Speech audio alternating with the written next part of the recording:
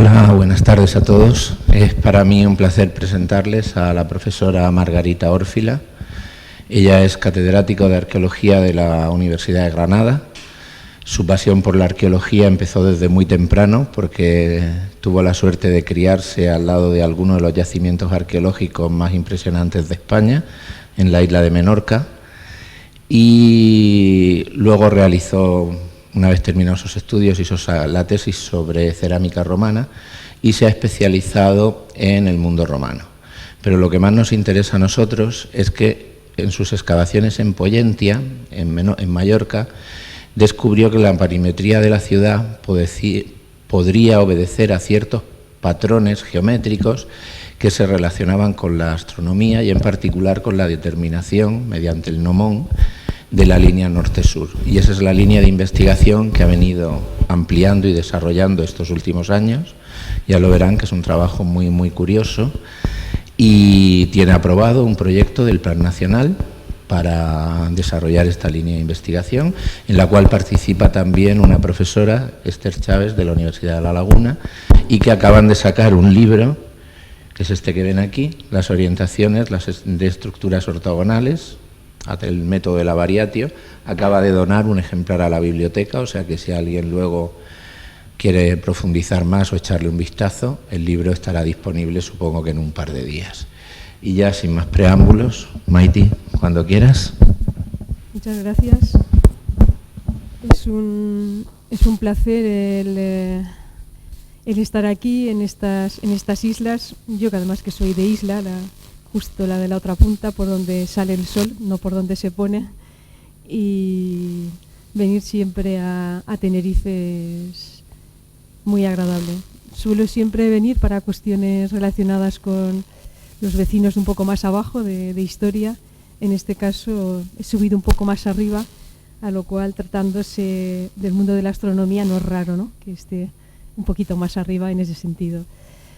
Bueno, yo voy a intentar no cansar, es un tema un poco diferente a lo que ustedes habitualmente trabajan.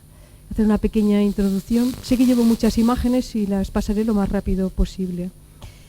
Dentro del mundo romano, todo lo simbólico, todo lo religioso, todas las manías que uno pueda pensar están presentes.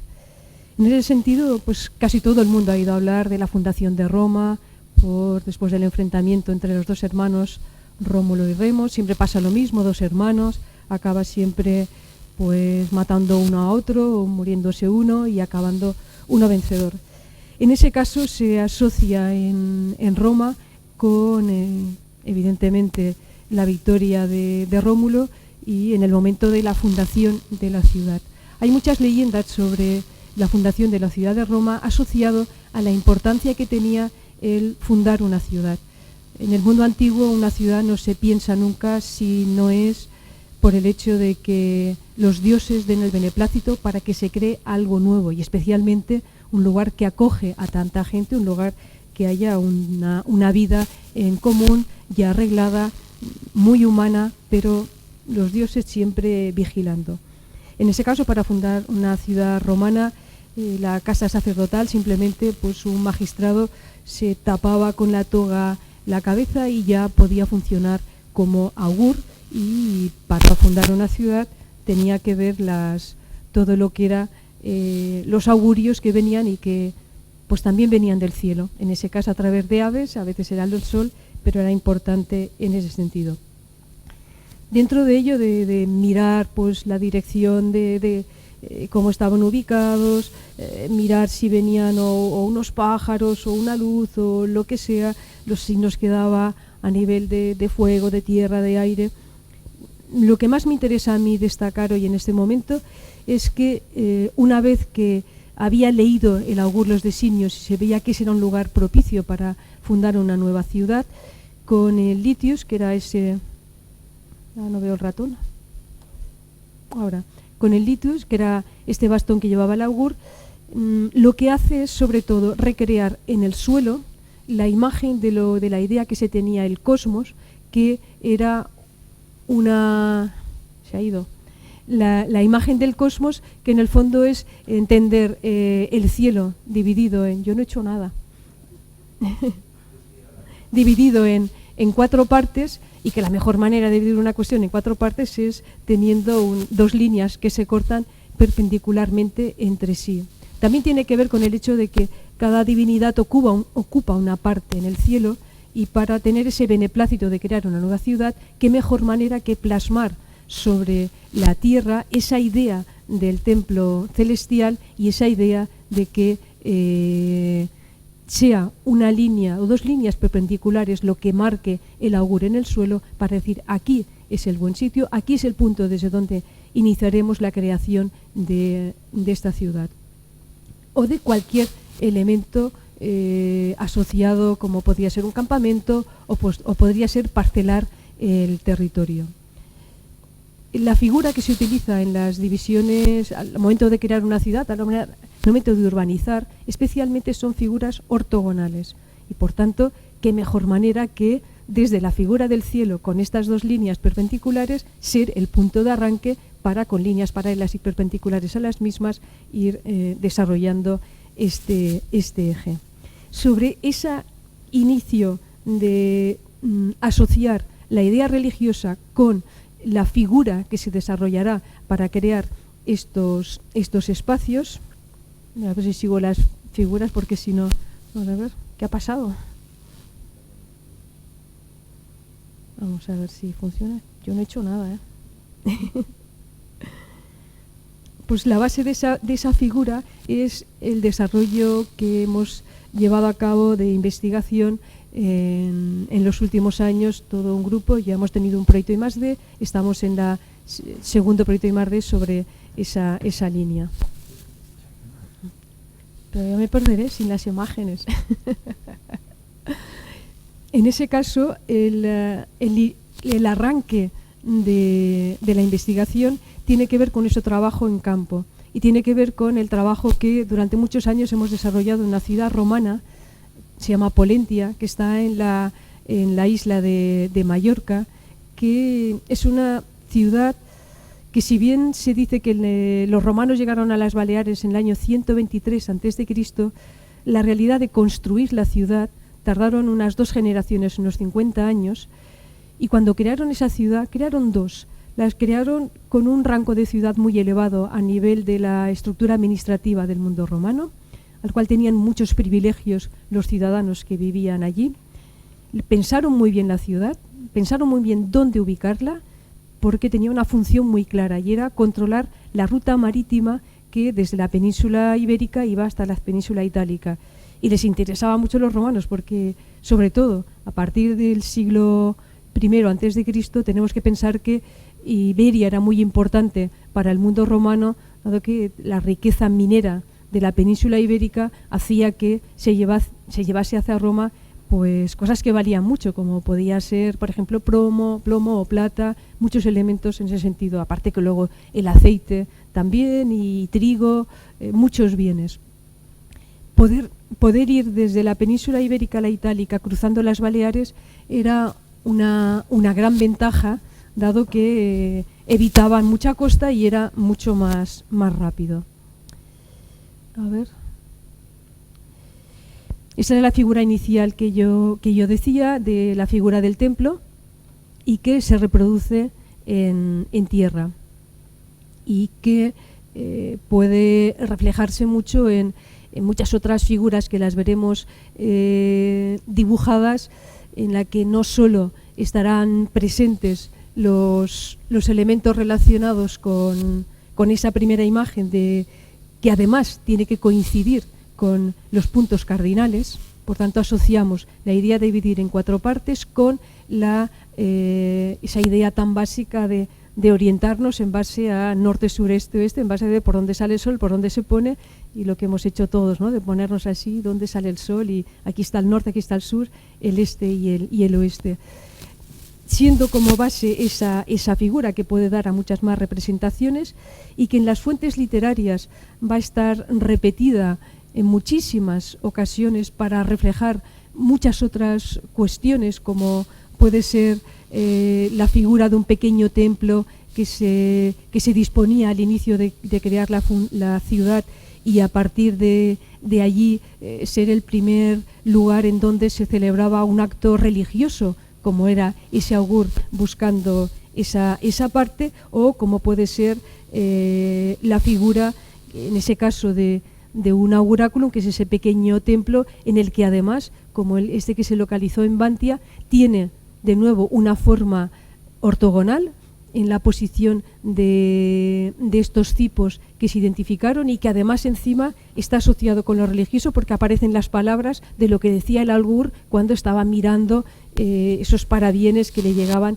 desde la naturaleza. Desde este juego perpendicular, tanto quien dice cómo crear una ciudad como quien dice cómo desarrollar la parcelación del territorio, que llegaban a parcelar en solares ortogonales kilómetros, puedes tener más de 30 kilómetros de longitud. La primera recomendación que se hace, y el ideal para el mundo romano, es que desde esa figura que crea el nomón, que ese sea el centro desde donde desarrollar la ciudad, y en el que la ciudad esté orientada a sus calles, que estarán cortadas perpendicularmente desde la línea que sería el cardo, que sería el norte-sur, con la calle principal, que sería el decumanus, que sería este-oeste. Ese centro, que se llama el locus gromae, porque el instrumento que se utilizaba era una groma, un eje de coordenadas, se conjuntan, insisto, cielo, la idea de que esté todo dividido en 4 partes, con físicamente el desarrollo de ese lugar en donde se va a vivir. Ese ideal de que las calles estén orientadas perfectamente norte-sur, este-oeste, es muy difícil en muchas ocasiones que se cumpla, ya sea por cuestiones de tipo religioso o simbólico, del simbolismo que se le quiere dar a esa ciudad o a ese edificio, ya sea en muchas ocasiones por cuestiones físicas de lo que significa pues el terreno, cómo está, las curvas de nivel, que haya un río, que haya una montaña, que si quiera poner al lado de un puerto y darle la adecuación, muchas cuestiones. Vitruvio, que es un arquitecto del cambio de era, le doy aquí,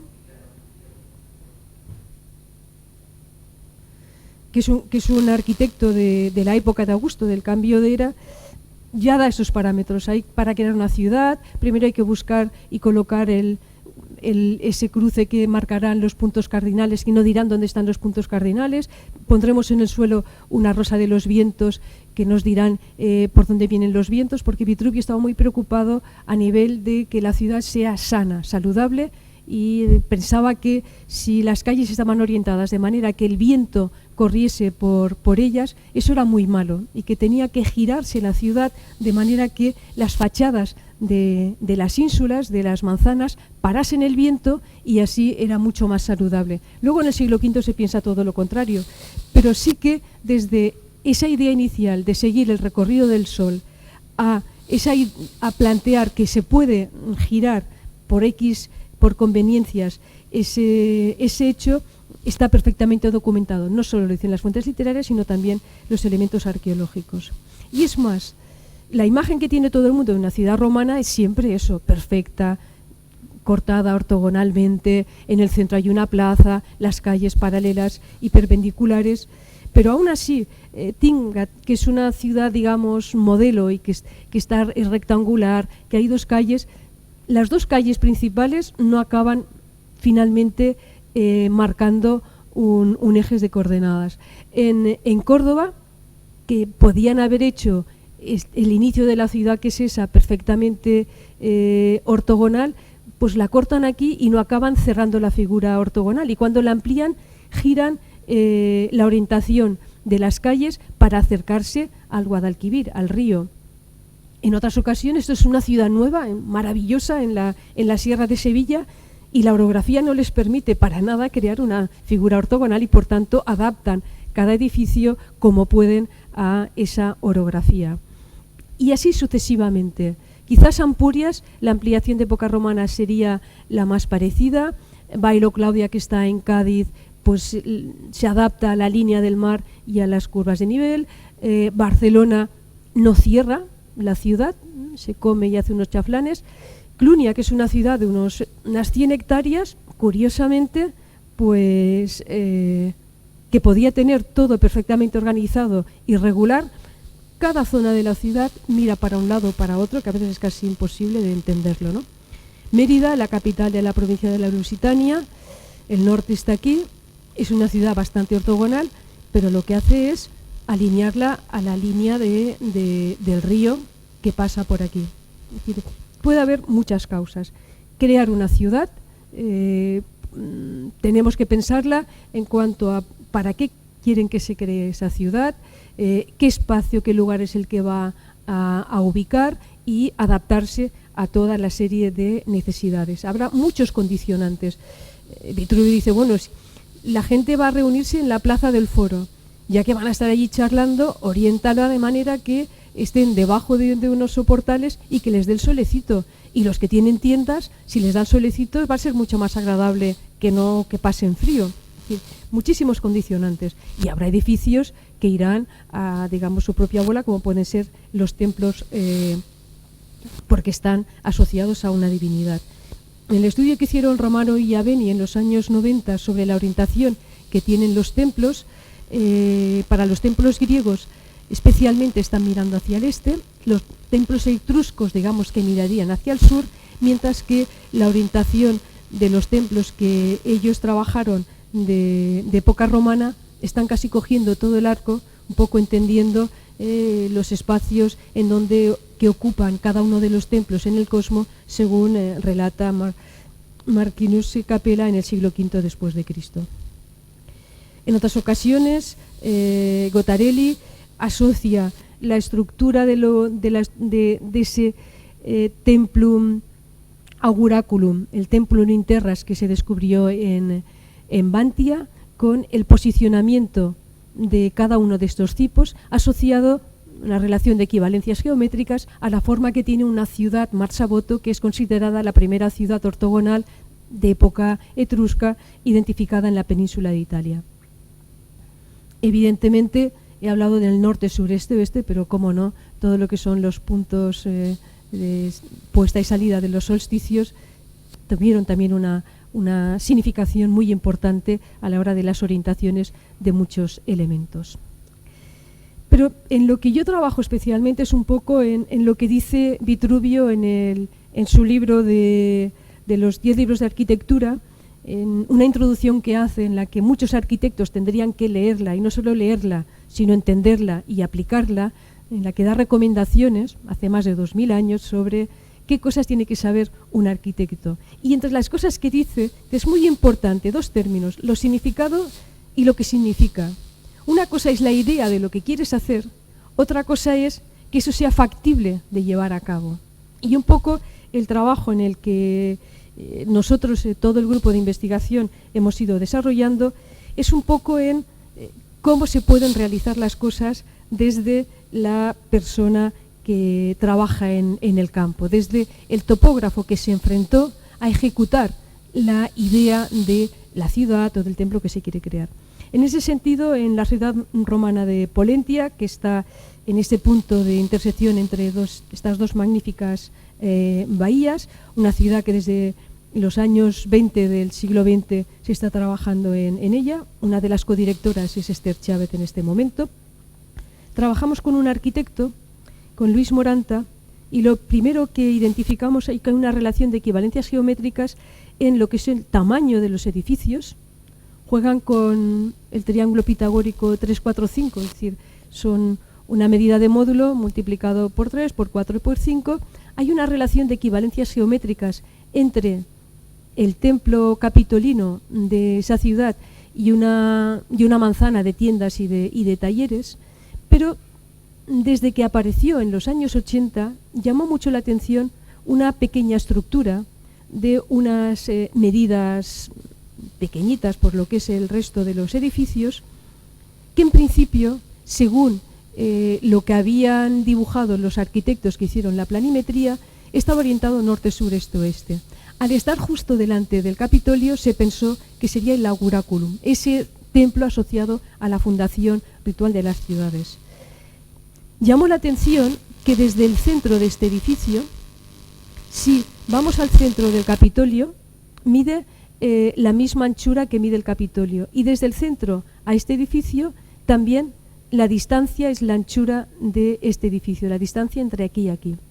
Al analizar esta estructura en pies romanos, utilizando las medidas de época romano, se apreció que mide 12 por 18 pies. Evidentemente se puede dividir en 6 espacios de 6 por 6 por 6, son 216, puede ser el número del diablo, dejémoslos atrás porque esto es anecdótico. Si se divide por 2, pues mide 9 por 12 y por tanto creando triángulos pitagóricos, la terna más baja, 3, 4, 5, 9, 12, 15 y podemos crear 4. Pero si ven esa línea roja que baja, y esto es el edículo ampliado, cuando se baja una línea paralela al sentido este-oeste de los edificios y da esta esquina, curiosamente, esta cae a 5 pies, creándose un triángulo que es la segunda terna pitagórica, 5, 12, 13. Es más, es todo un juego de triángulos 5, 12, 13 que enmarcan un espacio central y que ese espacio central es un juego a la par de 4 triángulos también que corresponden al 3, 4, 5. Pero no solo eso, ese espacio rectangular que queda en medio, la figura que se conforma, tiene la misma orientación que tiene la ciudad. Esa fue la base de nuestra investigación. Qué curioso el ver que hay una relación que se puede contabilizar de diferencia de orientación a través de un triángulo. Los romanos contaban en fracciones y tiene todo el sentido. Los romanos no contaban ni le dicen nunca nada una relación con grados. Olvidémonos de los grados y vayamos a esa base. Triángulos pitagóricos están en todo el mundo antiguo. Es decir, en el momento en que se desarrolla una geometría y se desarrolla una aritmética, el contabilizar sin decimales, que es como se hacía, generan triángulos. Y si son pitagóricos, en ese caso, las ternas en las que se contabilizan unidades, cada uno de los lados es muy importante. Importante para nosotros. Vitruvio, ese arquitecto del siglo I, cuando dice cómo construir un edificio, siempre da una relación en fracciones. Pues es un edificio toscano que la fachada mida 5 y el fondo 6. El tamaño el que uno se quiera, dependiendo del módulo. El foro, pues 2, 3, o 1, 2, o 5, 6. Da para todo unas relaciones de equivalencias que son factibles, tal como trabajó Luis Moranta, este arquitecto, en ser subdivididos esos espacios jugando justo con estas dos ternas pitagóricas 5, 12, 13, 3, 4, 5. Aquí veríamos la resolución de Polentia en ese caso. Si en Polentia ocurría esto, ¿qué pasaba en otros lugares? Pues en la ciudad de Cosa, la relación entre el tempo de Júpiter y el Ars, el Auguraculum, parece que se puede contabilizar siempre con el mismo procedimiento. La hipotenusa poniéndola longitudinalmente a la línea generadora que se decide que es, y los catetos que dan una nueva orientación. La relación de los edificios de dos edificios, uno más antiguo y uno más moderno, en Satricum, en el sur de Italia, parece que cuando se hace el edificio nuevo se respeta el antiguo y al girarlo, en principio lo podríamos leer con un 5, 12, 13. Y cuando a veces vemos un caos, si asociamos, este sería el norte publicado, asociamos la línea norte poniendo la hipotenusa paralela a esa línea, vemos que tiene un cierto sentido la orientación de determinados edificios.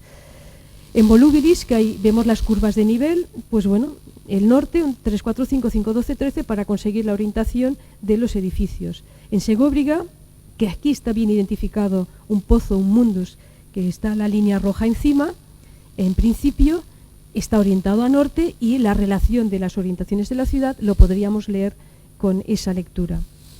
Parcelaciones rurales, en este caso nos dice que está a 22 grados y medio y que es el norte geográfico, o en este caso la línea generadora sería una vía de comunicación, la vía domiciana, y que la división parcelaria toman como referencia y tendríamos también ese juego de triángulos. Incluso puede ser que la propia alineación que lleva la vía de comunicación, para que esté tan recta kilómetros, quizás utilizaban ese elemento. Y otros ejemplos más referidos a ese tema. Incluso la propia mítica Mileto, la primera ciudad que se construiría ortogonalmente, tendría esta correlación.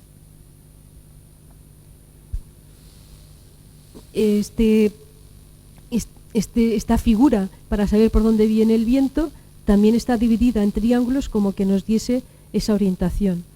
Un edificio en Segeda de época anterior a la época romana, orientado al norte astronómico, una pared y otra con un ángulo que tiene 120 grados, tiene una lectura totalmente astronómica e interpretativa de hacia dónde miran, pero por donde la suma de dos triángulos, 3, 4, 5 y 5, 12, 13, suman 120 grados, que es la desviación que tiene una pared con otra. Eso sería un poco en relación en grados utilizando estos dos triángulos. Otros ejemplos en el que podría haber estas lecturas. ¿Qué problema nos encontramos al empezar a trabajar? Pues que cuando utilizábamos planimetrías y buscábamos dónde estaba la línea norte, o era muy pequeña o cada vez más teníamos unas dudas. ¿Cuál es la duda? La duda es que la mayoría de los arqueólogos, yo incluida, ojo, hemos utilizado la brújula sin ser suficientemente conscientes que nos daba el norte magnético de ese día en ese lugar, sin calibrarla. Cuando se quieren chequear otros lugares, pues el norte que nos da no nos sirve para calibrar, sí, a la hora de trazar, el que lo tuvo que llevar a cabo esa obra, y en el que nosotros pensamos que para desviar por X circunstancias y razones y no mirar los ejes principales de lo que quieren trazar, que miren a los puntos cardinales, que utilizando triángulos es muy sencillo. Pero si la línea generadora, la línea de referencia es el norte y queremos chequear sobre una publicación, si el norte está mal, no nos sirve para nada. Y pensamos como romanos. Bueno, ¿qué hacían los romanos? Pues los romanos nos lo explica Higinio Gramático, nos lo explica Vitruvio, nos lo explican otros autores. Nos dicen que ellos la base que tenían, lo dice Vitruvio, es decir, bueno, para desviar la ciudad tenemos que saber por dónde vienen los vientos, y para ver los vientos tenemos que poner una rosa de los vientos en el suelo. ¿Cómo se hace esto? Pues a través de un gnomón, que es el instrumento que se utilizaba. Un círculo, una varilla central, perfectamente nivelado el suelo, perfectamente vertical la varilla, y simplemente pues con el sol, con la ayuda del sol y del movimiento.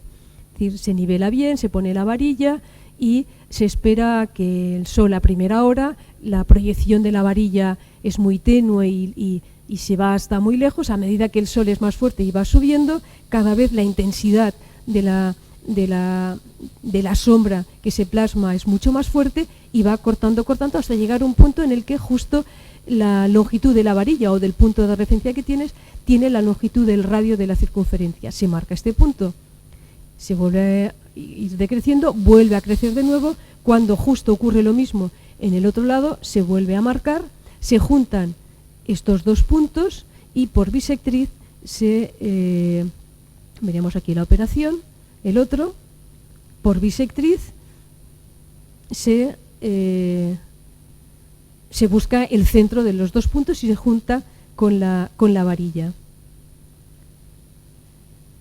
Entonces utilizamos ahora un juego de aspas para no tenerlo que hacer y automáticamente nos lo sale. Es decir, tendríamos juntar los dos puntos centrales y cada uno de ellos, y de esta manera conseguimos la figura del augur, dividir el espacio en 4 partes, poder a través de las líneas paralelas y perpendiculares crear una ciudad ortogonal.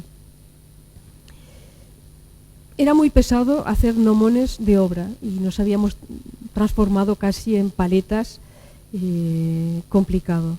De ahí que empezamos a generar diversos prototipos de gnomones portátiles. Este es el último que hemos llevado a cabo, teniendo en cuenta siempre a qué zona vamos, qué día del año es, la intensidad que puede tener el sol, todas esas cosas que a ustedes no se las explico porque las saben muchísimo más que yo. Yo voy de a pie. Y con este juego de bisectrices que conseguimos el norte. Hemos tenido que explicar, aunque parece mentira, que a veces en el mundo de humanidades somos un poco torpes, que en muchas ocasiones la explicación que se da a cuando una ciudad o un elemento no mira los puntos cardinales, que tiene una lectura astronómica, y en ese sentido con el profesor Belmonte saben ustedes que las lecturas son extraordinarias y muchísimas, y que tienen mucho que ver tanto con estrellas como especialmente con el Sol, ¿no? Como el elemento de referencia, especialmente en lo que sería la salida, la puesta del Sol, los solsticios, etcétera, etcétera. Estoy convencida que en muchas ocasiones se ha hecho una lectura de pensar que la orientación de lo que se quiere estudiar mira hacia un punto del horizonte, pero no se ha chequeado físicamente, y estoy segura que más de una ocasión los aquí presentes les ha ocurrido, ¿no? Que la gente no ha levantado la cabeza, como hablábamos ayer, y no sabe exactamente por dónde sale el Sol, ni tiene en cuenta las posibilidades de dificultades físicas de que haya una montaña y que no sea exactamente el punto que uno puede calcular teóricamente. Como también es muy importante que, dependiendo de la posición del globo terráqueo, pues la salida y puesta del Sol variará muchísimo, y el abanico será mucho más corto si estamos más en la zona sur que ocupaba el Imperio que en la zona norte. Presentamos una tabla, ¿no? de diferentes zonas del Mediterráneo de lo que ocupaba el Imperio Romano para un poco verlo.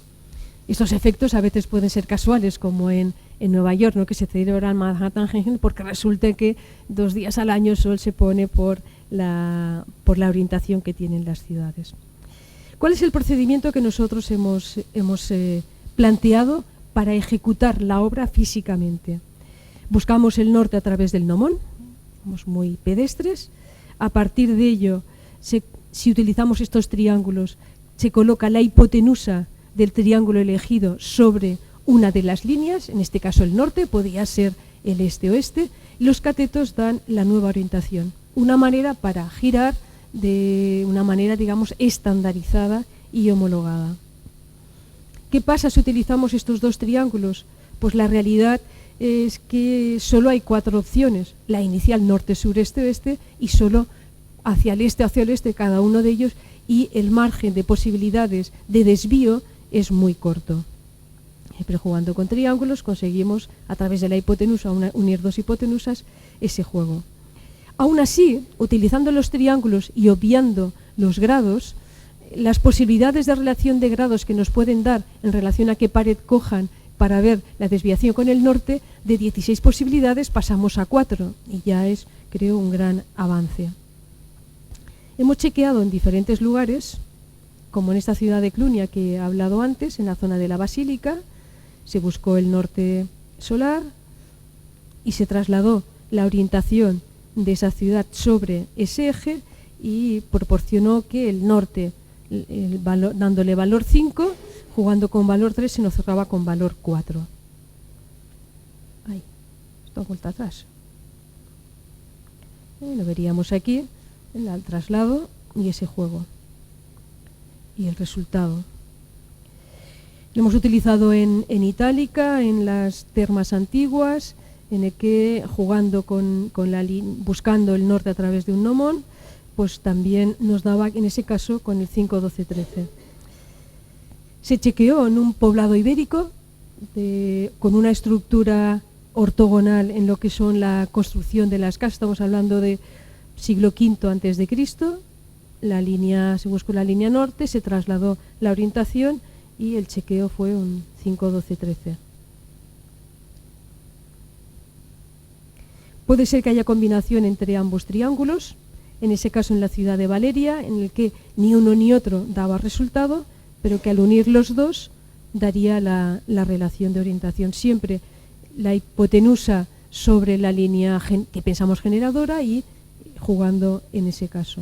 Pero las fuentes literarias, y Nipsios, que es un autor del siglo II después de Cristo, hubo un incendio importante en Roma y se quemó todo el archivo. Entonces se decidió que se tenían que rehacer muchos de los archivos. En ese caso, a Roma le preocupó mucho la pérdida de una parte de archivo en concreto, la del catastro. El Estado romano es un Estado de derecho que pone muchas leyes, te dice, si tú cumples estos deberes tendrás todos estos derechos, pero paga, que esto es un Estado fiscal y no nos engañemos. dentro de la pérdida del archivo, se perdió todo el catastro de todas las tierras que se tenía el Imperio Romano, que las había dividido, las había valorado fiscalmente y sabía esa tierra, cuánto terreno hay aquí, qué calidad de tierra y por tanto cuánto puedo pedirte yo cada año que pagues de fisco. ¿Qué hizo? Creó un grupo de expertos, pues unos topógrafos, unos fiscales, unos etcétera, etcétera, para que se dedicaran a rehacer lo que pudiesen sobre el terreno de todas estas divisiones parcelarias. En ese caso, Nipsius presenta una formulación, una manera, un modo para calibrar las divisiones parcelarias, y dado que, como se había perdido el archivo, ¿quién no ha oído hablar de peleas de vecinos? Que no, que mi división va hasta aquí, que no, que el árbol te he dicho que es aquí. Nipsius plantea una fórmula para calibrar muy bien las orientaciones que hay y ver si un vecino se ha metido en casa de otro, y cómo cuando había diferentes parcelaciones le ponían una orientación diferente para distinguir esta parcelación es de este municipio, en esta es de otra, para diferenciarse, las desorientaban a propósito, pues se plantea ese hecho. Y esa técnica la llama de la varatio. En la varatio pondré algunos ejemplos. Es lo mismo, se plantea con el gnomón encontrar los ejes cardinales. En ese caso, el cuadrante de los ejes cardinales no será para ubicar la hipotenusa, sino que en este caso se colocarán los catetos. ¿Qué jugamos? Jugamos a jugar solo con dos líneas que se puedan medir en unidades, los dos ángulos, y contamos en fracciones, que es lo más sencillo, lo que se hacía en el mundo romano para todo, tanto para medidas de superficie, como para contar, como para capacidad, etcétera, etcétera. En ese caso, el juego es poner las unidades sobre uno de estos catetos y ver la hipotenusa, que en ese caso da igual el valor que tenga en unidades, qué orientación proporciona. Evidentemente, desde las 4 posibilidades que da utilizando esos dos triángulos que he dicho anteriormente, se pueden utilizar otras ternas pitagóricas que darían mucho más, 8, 15, 17, iríamos subiendo, pero cada vez que es más elevado el número, evidentemente es mucho más complicado el contar. En ese sentido, las fracciones pueden ser cortas, fáciles de calibrar, y evidentemente el abanico de posibilidades, claro, ahí cualquiera encuentra cualquier cosa. Es verdad, solo hay pequeñas fracciones, zonas en las que estarían vacías. En ese caso, esto es totalmente hipotético, porque sin jugar con buenas escalas no tiene sentido, pero un poco el juego sería ese. Probamos a ver, 3, 5, ¿qué pasa? Pues no nos va bien.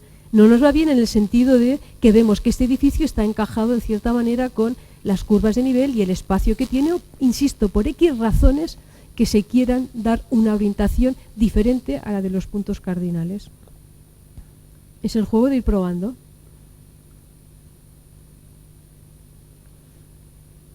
Y siempre pues que en ese caso sea el que funcione.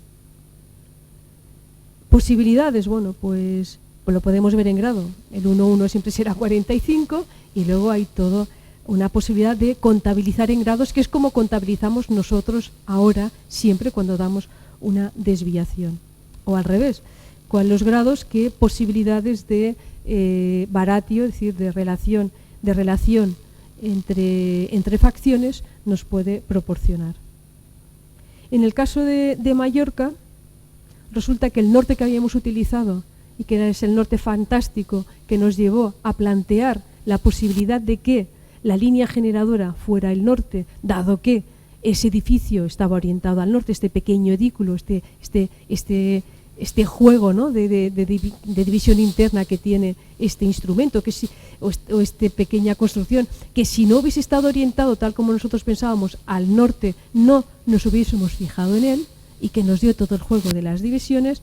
Vimos que no estaba que el norte dibujado en la planimetría también estaba mal, y que la realidad es que está a más de 9 grados de diferencia y por tanto la relación de la estructura con el resto se lee con un 5, 12, 13, pero la relación del norte con el edificio en sí está a unos 32 grados y pico.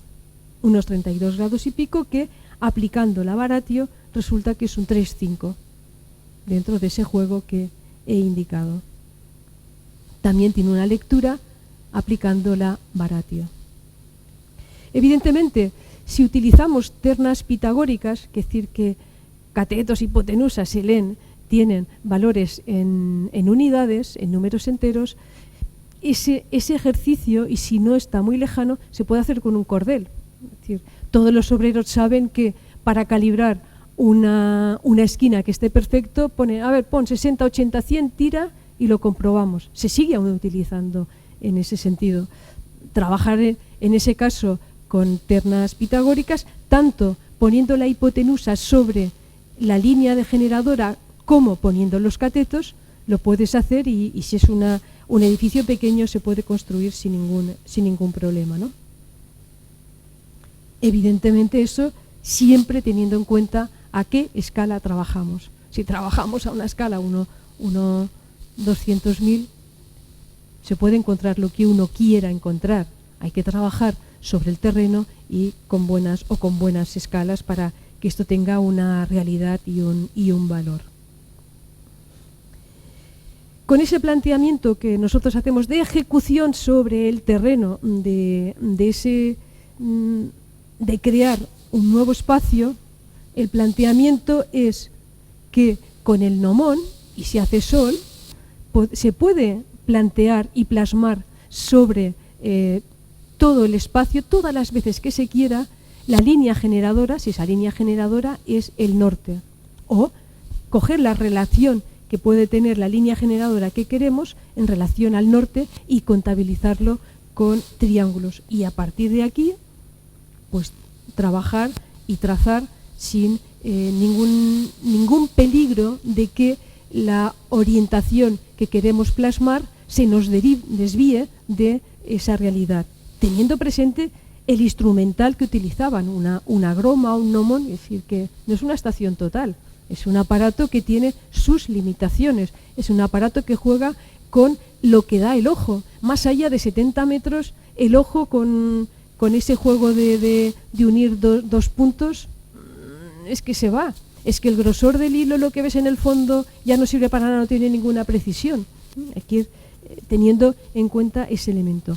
Nipsius, además, también a esa fórmula tan sencilla de, por ejemplo, cuando se quiere saltar un río, que no se puede medir exactamente la distancia, pues esa fórmula tan sencilla de poner la groma aquí, poner un punto, una estaca aquí, vienes aquí, colocas la groma, que es este instrumento, la groma aquí, desde aquí coges, marcas una línea perpendicular, la pones aquí, marcas esta otra, y luego buscas el centro entre el punto A y D, al colocar la groma aquí, alinearla con este punto, evidentemente esta distancia AC será la distancia de G. Quiero decir con eso que si tenemos el gnomón y la línea norte en diferentes lugares, nos da la flexibilidad de siempre tener a mano la referencia desde donde tomamos para desviar, y al mismo tiempo nos da la opción de poder calibrar la distancia, porque no van a estar a una X distancia donde coloquemos el gnomón, pero se puede calibrar, lo calibraban ellos sin ningún problema.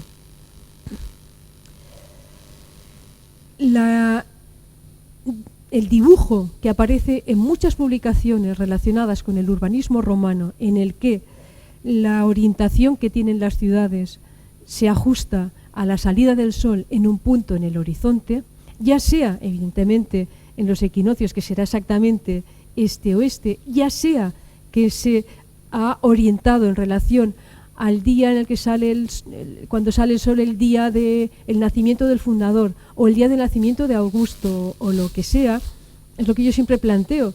¿Y si está nublado varios días? A mí me ha ocurrido ir con el gnomón. En una ciudad tuvimos que ir 4 veces. Y si no era por la mañana, a la tarde salía una nube así y justo a la hora que teníamos que ver la sombra, la nube se colocaba en medio del sol. Eso es una realidad. En las zonas que llueve mucho, ¿qué hacemos? Nosotros planteamos que esa figura que siempre se genera no puede ser real, aparte de que cuando te empiezas a ir un poco más alejado, tener la línea de referencia, tienes que esperar mucho tiempo a volverla a tener. Y sabiendo también las opciones que he indicado de por dónde sale. Esa es un poco toda la bibliografía que nosotros la que hemos utilizado y la que hemos generado. Y evidentemente todo teniendo en cuenta que hemos experimentado sobre el territorio y teniendo en cuenta que puede haber interpretaciones, como no, simbólicas de las orientaciones y teniendo en cuenta al alcance del instrumental. De las últimas publicaciones, Santuario de Netóbrica Concordia, en el que se ajustan unos grados de diferencia que si vamos a las tablas, pues la lectura que se puede dar de esos grados con fracciones son factibles. Trabajo que ha hecho el profesor Belmonte en Nerundag, le pasé las tablas y algunas de las orientaciones se podrían ajustar a esa relación. Y ese sería un poco lo que yo quería decir. Les podría hablar de los instrumentos en sí, lo que tienen, pero no quiero cansarles más. Hay que tener en cuenta cuál es el proceso desde el merqueta a lo que es la groma, los problemas que puede dar la groma de interpretación. Estamos trabajando ahora en recrear, y hemos recreado el gnomón, aún lo tenemos que mejorar más. Estamos recreando una groma, puede dar muchos problemas. Una primera que le hice a un herrero que me hiciera, muy sencilla y más o menos funcionó. Creamos esta otra en el Parque de las Cintas de Granada, trabajamos con Víctor Costa, también colega de ustedes, y vimos que daba problemas porque el peso de las plomadas hace que los brazos caigan. Eso no tendría problemas para la alineación, pero tiene un problema la groma, y es que, como ven, tiene un palo que se clava y luego un brazo, claro, todo para que pueda girar y para poder ajustar a la alineación que se tiene que seguir. Pero esto tiene un peso que hace que combe en muchas ocasiones la groma. No siempre es fácil, se pueden conseguir cosas. Trabajamos jugando con baratio a pequeña escala, con alumnos en talleres que hacemos. Probamos lo que se visualiza hasta el fondo, y si tiene un fondo blanco se ve más, pero más de 70 metros no nos da.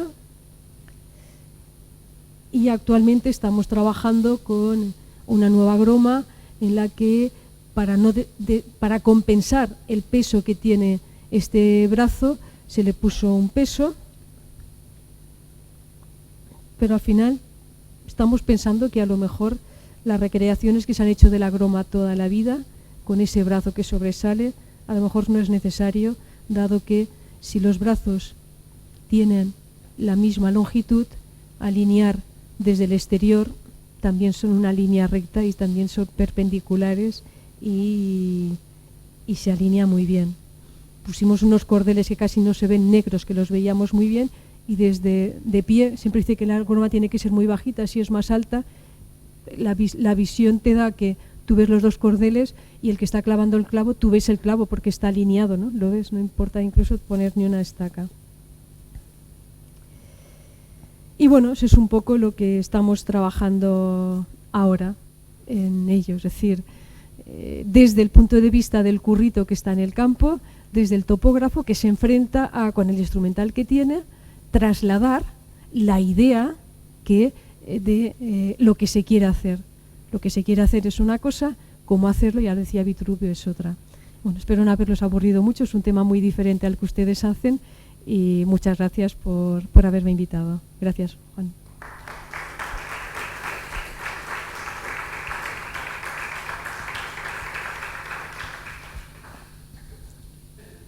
Profesora, por esta interesante charla. Tenemos unos minutos para preguntas, si alguien quiere preguntar algo.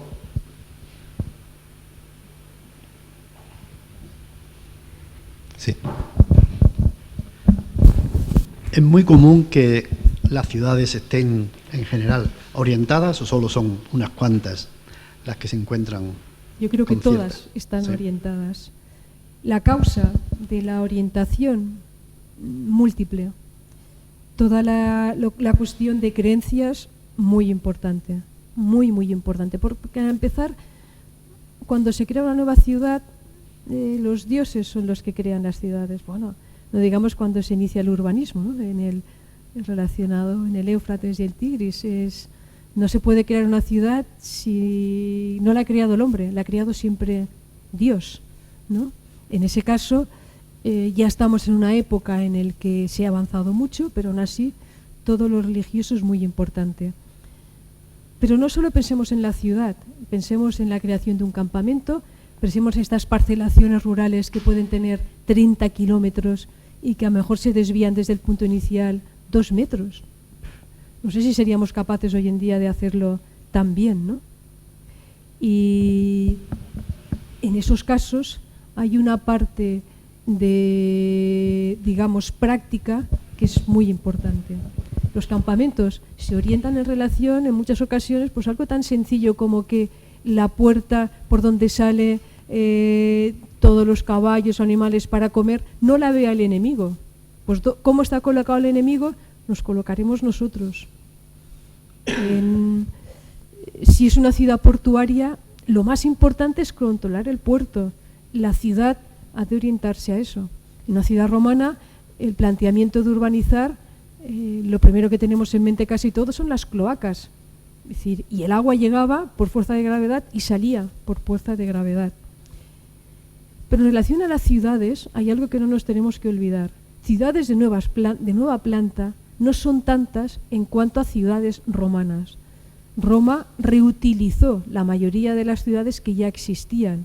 Y si no, yo vivo en Granada, el origen de Granada está en el Albaicín, en una colina que desde la Edad del Bronce tiene restos.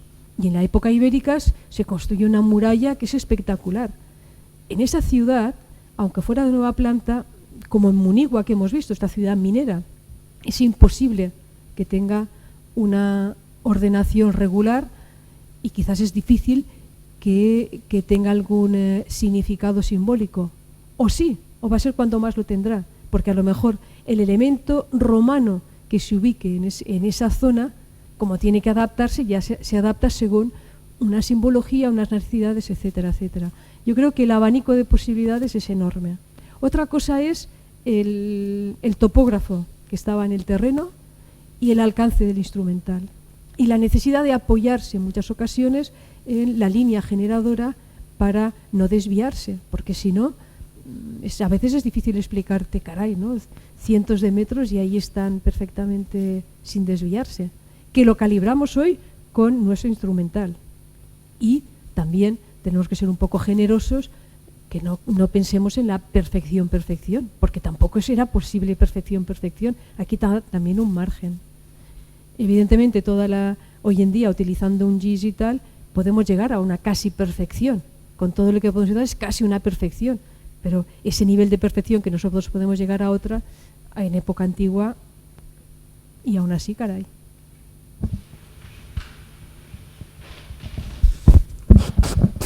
Gracias, Margarita, por la charla. Tengo una duda que has repetido varias veces, que los romanos no contaban con grados, sino que contaban en fracciones.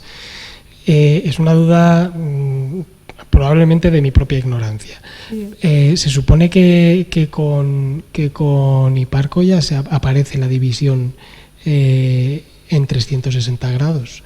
Si bien él todas las cosas efectivamente las da en fracciones, o sea, para llegar a 365 días y un cuarto lo hace con tal. Pero ¿cómo se conjuga una cosa con la otra?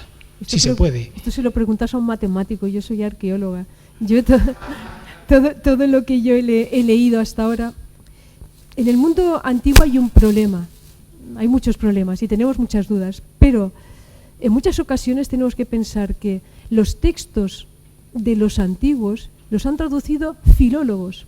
¿Qué sabe un filólogo de todas las fórmulas que Herón de Alejandría plasma en todas sus obras? Herón de Alejandría es el que habla de la dioptra y por tanto un instrumento que puedes calibrar con grados.